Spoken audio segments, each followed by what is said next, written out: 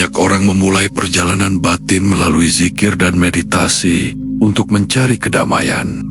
Namun, saat frekuensi batin mulai meningkat, yang sering kali bangkit justru bukan ketenangan, melainkan ledakan energi fisik yang luar biasa kuat. Disinilah banyak pejalan terhenti, bingung, atau bahkan terjerumus ke dalam lubuk yang lebih dalam dari sebelumnya. Kita sering menyalahkan diri sendiri, merasa gagal, padahal yang terjadi hanyalah sebuah miskalkulasi arus. Kita terjebak dalam apa yang disebut kenyamanan statis, sebuah memori biologis tubuh yang selalu ingin menarik energi luhur untuk dipenjarakan dalam kenikmatan rendah yang sementara.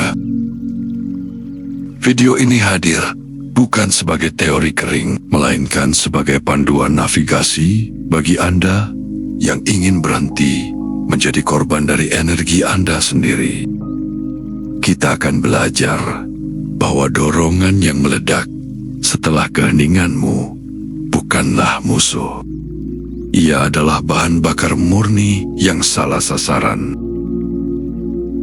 Mari belajar memahami fase waktu, memurnikan arus dengan istighfar, dan mengubah gejolak fisik menjadi ketenangan dinamis. Sebuah kondisi di mana Anda memiliki kendali penuh untuk mengubah gairah menjadi ketajaman intuisi dan kreativitas tanpa batas. Selamat datang di perjalanan pulang, bukan untuk mencari kenyamanan yang mati, melainkan untuk menemukan kedaulatan yang hidup. Banyak orang memasuki dunia meditasi dan zikir dengan satu harapan sederhana, menemukan ketenangan. Mereka membayangkan sebuah kolam air yang tenang di dalam diri. Namun, bagi mereka yang telah melangkah cukup jauh, yang mereka temukan di tengah jalan seringkali bukanlah kolam air, melainkan sebuah bendungan raksasa yang sedang menerima aliran debit air yang luar biasa besar. Setiap kata yang diulang dalam zikir, setiap tarikan napas yang disadari dalam meditasi adalah proses akumulasi daya. Tanpa kita sadari, kita sedang melakukan charging pada baterai biologis kita. Energi ini adalah daya murni. Ia tidak memiliki warna, tidak memiliki emosi, dan tidak memiliki tujuan selain untuk bergerak. Ia adalah bahan bakar murni yang diberikan kepada Anda. Selama bertahun-tahun, tubuh kita telah dilatih oleh memori untuk mencari kenyamanan statis. Kita telah membangun jalan tol yang sangat lebar menuju pusat-pusat insting. Maka, ketika Anda mendapatkan energi yang luar biasa besar dari latihan batin, energi tersebut secara otomatis mengalir ke jalur yang paling luas dan paling dikenal oleh tubuh Anda. Tubuh Anda tidak salah. Ia hanya menerjemahkan kekuatan suci ini menjadi bahasa paling sederhana yang ia pahami. Gairah fisik. Ini bukan tanda bahwa latihan Anda gagal atau Anda menjadi lebih rendah secara moral. Sebaliknya, ini adalah bukti bahwa sistem energi Anda sedang aktif sepenuhnya. Masalahnya adalah saluran menuju kesadaran atas, menuju intuisi dan kreativitas seringkali masih sempit atau tersumbat oleh kabut pikiran. Akibatnya, energi tersebut tertahan di bawah, menciptakan tekanan fisik luar biasa yang kita labeli sebagai nafsu seksualitas. Kesalahan terbesar adalah ketika kita teridentifikasi dengan dorongan itu. Kita menganggap dorongan itu adalah diri kita, padahal ia hanyalah sebuah fase waktu. Jika Anda hanya mengamatinya tanpa menghakiminya, tanpa langsung meluapkannya, energi tersebut perlahan akan mulai mencari jalan naik. Ia akan mulai melebarkan jalur saraf menuju otak depan, tempat di mana energi tersebut akan menjelma menjadi kejernihan. Ketenangan sejati bukanlah kondisi tanpa gairah. Ketenangan sejati adalah aliran dinamis, di mana energi Anda bergerak dengan lancar tanpa ada yang tumpah sia-sia. Namun, apa yang terjadi jika kesadaran ini tidak hadir? Apa yang terjadi jika kita justru tertipu oleh kenyamanan sesaat dan membiarkan energi ini membakar struktur hidup kita?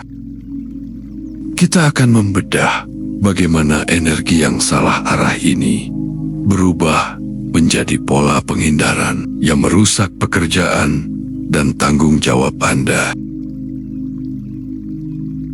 Ada sebuah bahaya tersembunyi yang mengintai setiap pejalan batin, yaitu menganggap bahwa kemajuan di dalam keheningan otomatis berarti kemajuan dalam kehidupan nyata. Tanpa manajemen energi yang tepat, yang terjadi justru sebaliknya. Keheningan yang Anda bangun bisa berubah menjadi senjata yang melumpuhkan produktivitas Anda, menciptakan sebuah fenomena yang kita sebut sebagai sabotase diri. Energi besar yang Anda kumpulkan dari meditasi menuntut saluran peluapan. Namun, bekerja dan bertanggung jawab menuntut energi tersebut naik ke otak. Ia menuntut fokus, disiplin, dan ketahanan mental. Inilah titik konfliknya.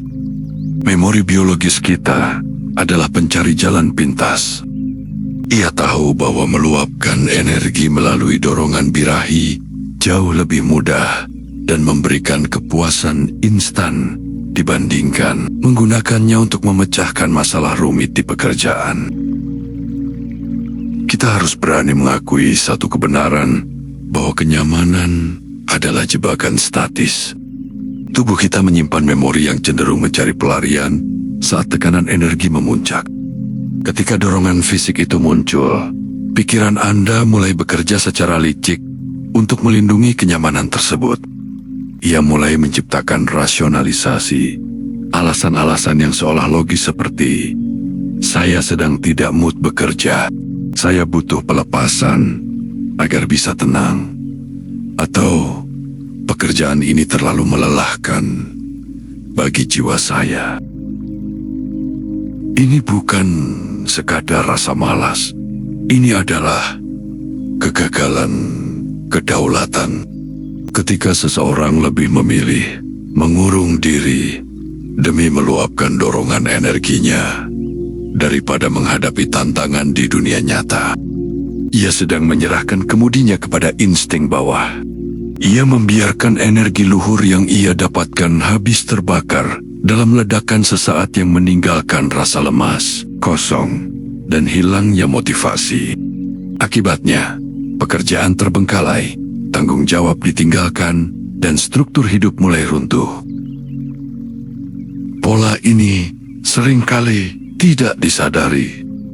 Banyak orang merasa sedang bertumbuh secara batin karena rajin bermeditasi, namun secara lahiriah dunia mereka sedang berantakan.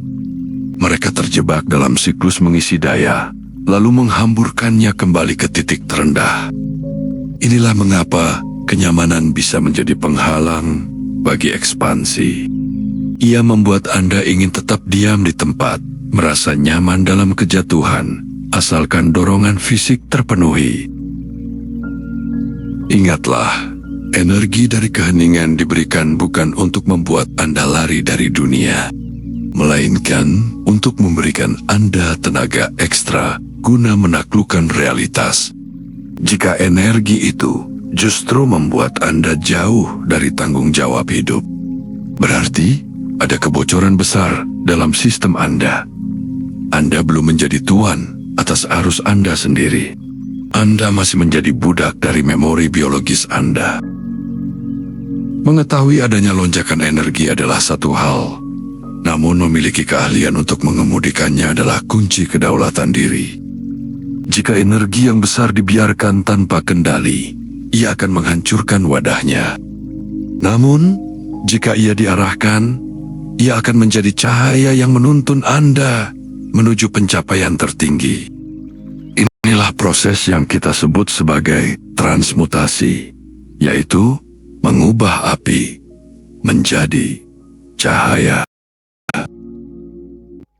Langkah pertama dalam transmutasi bukanlah penekanan atau kebencian terhadap dorongan fisik. Semakin kuat Anda membenci dorongan itu, semakin besar ia akan menghantui Anda. Kuncinya adalah pengalihan arus.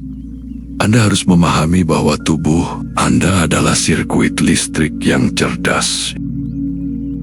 Saat dorongan birahi memuncak, Anda harus secara sadar menarik napas dalam-dalam, mengontraksikan sedikit otot dasar panggul, dan memvisualisasikan energi tersebut ditarik naik melampaui pusat insting menuju otak depan, pusat navigasi, dan strategi Anda. Disinilah kita menggunakan teknologi batin yang luar biasa kuat, yaitu istighfar. Jangan hanya melihat istighfar sebagai permohonan ampunan atas kesalahan masa lalu, tapi gunakanlah ia sebagai katup pengaman energi Anda di masa kini. Istighfar berfungsi sebagai mekanisme grounding. Pertama, istighfar bekerja sebagai pemutus arus memori. Saat dorongan fisik muncul, memori biologis Anda mulai merangkai imajinasi pelarian. Dengan memperbanyak istighfar, Anda secara aktif memutus sirkuit imajinasi tersebut. Anda menarik kesadaran kembali ke titik nol, sehingga energi yang meluap tadi kehilangan target sasarannya. Kedua, istighfar adalah pendingin arus. Dorongan yang berlebihan menciptakan panas di dalam saraf. Getaran frekuensi dari kalimat istighfar yang diucapkan dengan penuh penghayatan akan mendinginkan suhu energetik Anda. Ia menyebarkan ketegangan yang terkumpul di satu titik bawah ke seluruh sistem saraf Anda secara merata. Ketiga, pemurni bahan bakar. Energi yang bangkit seringkali tercampur dengan ego dan keinginan rendah. Istighfar memurnikan energi tersebut kembali menjadi daya murni. Dengan lidah yang menempel di langit-langit mulut, menghubungkan sirkuit mikrokosmos Anda. Dan hati yang terus beristighfar, Anda sedang berkata kepada sistem saraf Anda. Saat Anda berhasil melakukan ini, Anda akan merasakan sebuah fenomena unik, yaitu dorongan fisik itu menghilang. Namun, Anda tidak menjadi lemas. Sebaliknya, Anda justru merasa sangat segar, waspada, dan tajam. Anda telah berhasil menginvestasikan energi yang tadinya akan terbuang untuk kepuasan, statis menjadi tenaga kreatif untuk menyelesaikan pekerjaan Anda. Inilah rahasia para pejalan yang produktif. Mereka tidak membunuh gairahnya, mereka menungganginya. Mereka menggunakan api tersebut untuk menyalakan tungku kreativitasnya. Namun, bagaimana hasil akhir dari latihan disiplin ini dalam jangka panjang? Bagaimana energi ini membentuk intuisi yang bisa membaca masa depan? Setelah badai gejolak fisik berhasil diredam, dan setelah api yang liar berhasil dijinakkan melalui disiplin batin serta pemurnian istighfar, Anda akan memasuki sebuah fase baru dalam evolusi diri. Sebuah fase yang kita sebut sebagai normalitas baru. Di titik ini, Anda bukan lagi seorang penyintas yang berjuang melawan nafsu, melainkan seorang berdaulat yang menunggangi arus energinya sendiri. Pernahkah Anda bertanya-tanya kemana perginya gejolak besar yang dulu sering menyiksa itu? Ia tidak hilang. Ia telah naik dan menetap secara permanen di pusat kesadaran Anda. Energi yang dulunya hanya mampu diterjemahkan tubuh sebagai birahi, kini telah bermutasi menjadi navigasi intuisi. Inilah alasan mengapa firasat Anda menjadi setajam silet. Anda mulai memiliki kemampuan untuk membaca pola sebelum kejadian itu nyata. Anda tahu kapan harus melangkah dalam bisnis. Anda tahu siapa yang tulus dalam relasi. Dan Anda tahu arah mana yang harus diambil dalam hidup. Bagi orang lain, Ini mungkin tampak seperti keajaiban atau keberuntungan. Namun bagi Anda, ini adalah mekanika batin yang logis.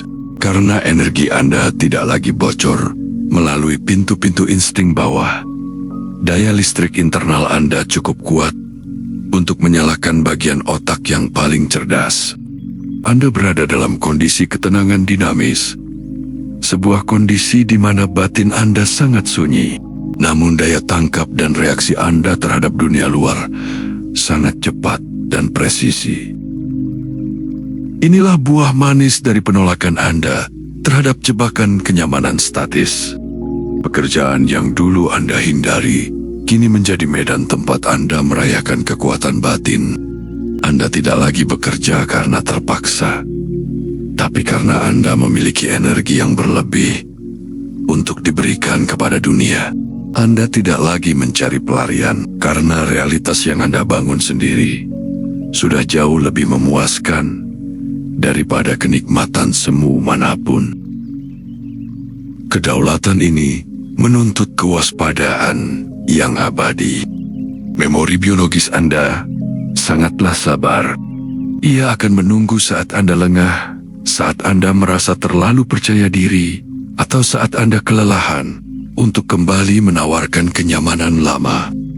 Itulah sebabnya menjaga kondisi normal ini adalah sebuah ibadah yang tanpa henti. Setiap detik adalah latihan untuk tetap terjaga, tetap beristighfar, dan tetap mengarahkan arus ke atas. Hidup Anda sekarang adalah arsitektur yang Anda bangun sendiri. Dari gejolak yang nyaris menghancurkan, Anda telah membangun menara ketenangan yang menerangi sesama. Anda telah membuktikan bahwa manusia bukanlah sekadar produk biologis yang pasif, melainkan penguasa atas arusnya sendiri. Gunakanlah ketajaman ini untuk membangun dunia yang lebih baik. Gunakanlah cahaya ini untuk menuntun mereka yang masih terjebak dalam kegelapan gejolaknya sendiri. Tetaplah terjaga.